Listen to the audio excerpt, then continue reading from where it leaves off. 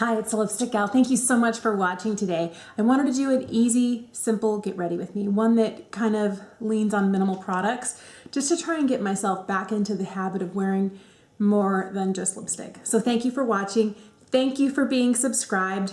And if you are, thank you so much for watching the ads that come along with my videos. I recently got monetized and I'm excited about that, but there's not a lot of revenue, which is fine.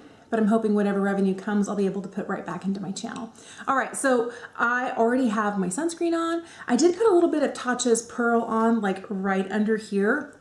And I find that I need the least amount of makeup when I can really neutralize like the dark circles. So I'm gonna use some Charlotte Tilbury Magic Vanish. Is that what this is? I don't know what it's called. It's this little color corrector here. And I have the shade 1 Fair. I will link for you above, as well as in the description bar below, my video about wearing lipstick and my favorite lipsticks to wear during quarantine. And I think that came from a perspective of I really am not wearing anything other than lip products because I really can't be bothered. And I think that comes from a deeper point of feeling very much isolated. Today is Monday, May 18, and this is the beginning of our 10th week of lockdown in the state of Washington. Oh my goodness. And I don't know if things are going to get better like come June 1st. I still don't know. That it's possible that we could get to phase 2. It's possible that we won't. But I'll tell you, there's been like 3 distinct segments of time. The first 3 weeks, I was sure that none of us were going to survive it because I hadn't figured out how to keep my kids focused and get their schoolwork done and not be angry at each other and all of, you know, there was too much drama in the whole change in everyday schedule. So that was an entire segment. The next segment was very much like, okay, well, we're not going anywhere, but we finally got this part of our, you know, got the kids back on their schedule. I think I've got this figured out. I think I'll be okay. And then weeks 6 to 9 was kind of like, it's not okay. And I quit wearing makeup. I quit shaving my legs. I quit basically doing anything more than like eating, breathing, and sleeping. And I was like, you know what? We need to start. So my husband and I, we started doing some things specifically during those last 3 weeks to try and not let our emotional state show as much to the kids. So he built a fire pit in the backyard with some leftover paving stones, and we've been roasting marshmallows and you know, reading out by like the campfire at night. I started making a traditional Spanish rice dish called paella. I have a video, our weekend vlog, I'll link it for you here as well down below, of me making this. But it's something that when I lived in Spain, I lived in Spain for 3 years. When we lived in the region of Valencia where this traditional dish comes from, they would just, every single Sunday, they would make it. They would make it, you know, they'd go to like a state park and they'd do it on the grill. Some people had like their own little country homes. They'd go to these little teeny tiny houses out in the country because they lived in apartments in the cities, and they would go to the country house that their families had had for generations, and they'd make paella and they'd sit around outside. Or in other places, they just go to a restaurant and you can order paella all over the country, and it's what people do on Sunday. And so I started doing it on the weekends just as a way to kind of start building a tradition. And I love to cook. And I love international food, and paella, my mom used to make it when I was a kid growing up. And I used to make it for company when my kids were really little, but it's kind of it takes some time to do. You need the right equipment and the right ingredients. And so I thought, you know what? I have plenty of time on the weekend, and this will be like one thing. And now my kids are asking for it every weekend. So I made it for the last 2 running weekends. And I think I'm going to just keep scheduling to get all the ingredients that I need so I can continue this thing for my kids. Anyway, I need a concealer. Hang on.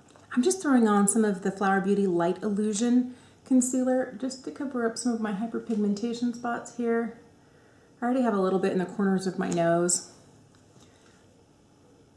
So I know that this is something that you might really understand if you've, you know, been quarantined at home for a while. is I don't understand why I'm so tired, because I'm not really doing that much.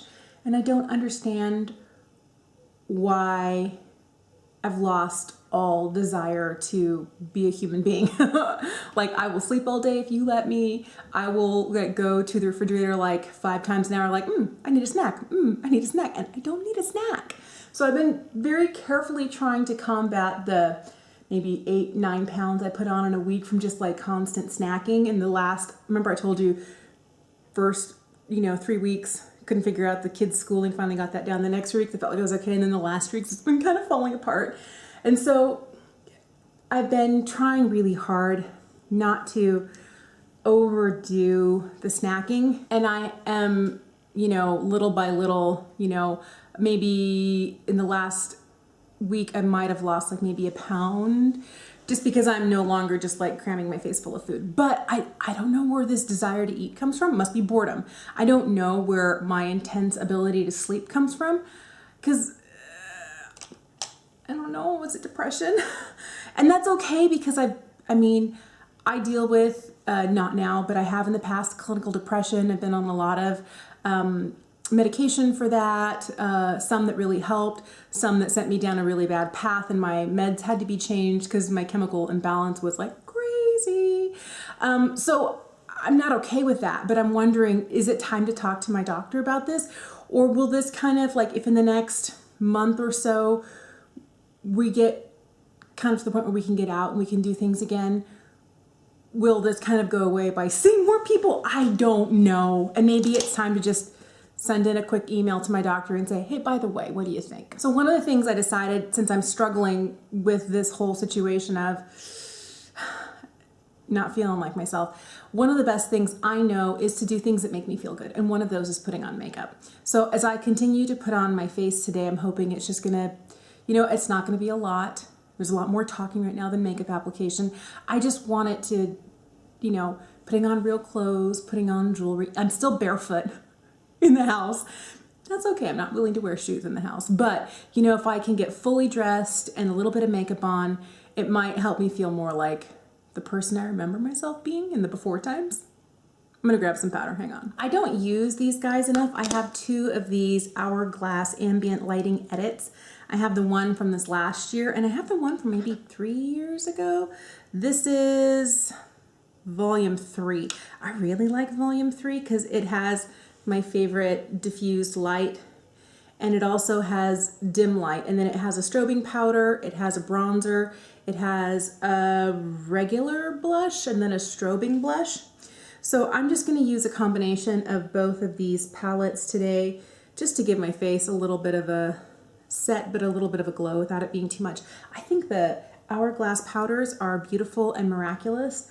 I think the pans in these palettes are a little small, but thankfully I have a brush that's small enough that can help me take care of the situation. I'm going to use the bronzer in here, kind of in the crease today. Not a lot, just a little bit of definition. I'm not really going for a big old huge eye look here, but just a little creasy work. I have been in love with the M Cosmetics blush. This is the Golden Hour, Heaven's Glow Magic Hour. And I think the color is pretty. And I also think that the fact that it's slightly glowy is nice. And I'm gonna be more than slightly glowy today because I did impatiently put on the strobing powder as all over face powders. I was trying to hit the other 2 ambient lighting powders, just kind of like, let's just go across all top row. And I'm not really worried about it being too perfect today because I really still don't care that much. But I'm hoping that the process will be good for I need some brows, desperately need some brows. I don't know that I can do more than just some tinted brow gel, so I'm going to use this. This is the Arch Brow Volumizing Fiber Gel in the shade Soft Brunette from Hourglass. Boy, a few Hourglass products today. And I always forget, but I like to start by back combing this section here. Helps to get the fibers in there. And then I'll just brush it up and out. And it builds so much brow than what I have on my own. This is kind of like my only half there brow, but we'll see if we can get a little bit more going with just the fiber. Haven't been plucking my eyebrows. Like, seriously, a lot of regular maintenance stuff has just been like, no. Could use a stronger brow, but I don't think I'm going to today. I think we're down to like mascara and lipstick. That's about as much as I can handle. I will curl my eyelashes. I'm sorry, I hope this video is not like depressing, but just real. It's where I'm at. So I have on Wayne Goss's Essential Lip Liner in Mauve and his lipstick in Zinnia. I love this. This should have like a little superhero cape on it because I always feel better when I put this lipstick on. And I love these two items together. So there you go. I will tell you, it has been hard for me. This whole process of being in lockdown, I told you that first 3 weeks I couldn't figure anything out. And then the middle 3 weeks I felt like we were doing okay. We kind of had it down. And then the last 3 weeks, like week 6 to 9 has been kind of like, and I was going kind of in a downward loop of emotional distress. And so I'm trying to find things that I can do because I don't have any control over what I'm feeling, but I have control over what I know makes me feel better, and trying to do more of those activities by wearing lipstick or putting on a little makeup or wearing real clothes instead of lounge clothes or making new recipes for dinner every night. As frequently as I can, not every night, but as frequently as possible. And like tonight's chicken and dumplings, I love hitting Cracker Barrel restaurant when I'm visiting my folks in the Midwest. And there isn't a Cracker Barrel where we live here in Washington, and I love their chicken and dumplings. So I'm making that for dinner tonight, hoping that it, the process is, engages my mind because I'm trying a new recipe, and then comforting as I eat something delicious. So I'm trying to find activities that are going to help me feel less like in that slump and more of like, okay, I got this. And I think that moving on from this point, being aware of it, and then trying to do specific things that I know are going to have a physical impact on how I feel is just smart, because I don't want my kids to, I know this is a really abnormal time and our kids are home with us, and they're seeing things that they normally don't see. But I definitely want my kids not to feel like it's okay behavior to spend the whole day in your pajamas. And I think that if I didn't have kids, I might do that. And that doesn't mean there's anything wrong with that. It just means that that's one of those things. If I don't take a shower and put on real clothes, my entire mental outlook just kind of dips. And then if I add to that not eating good food, it just dips. And if I add to that not leaving the house to go on a walk or a bike ride, it just dips. Or not wear makeup, it gets even lower. And so I know that there are certain things that I need to do for myself. And that's kind of what I'm trying to do. I'm trying to be proactive. And I don't know, maybe it's time to talk to my therapist.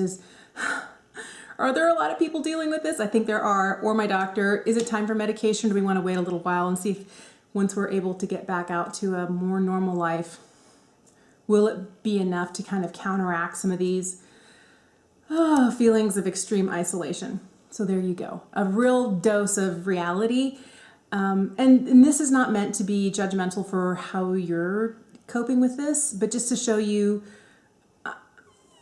I'm feeling it. And these are the things that make me feel better.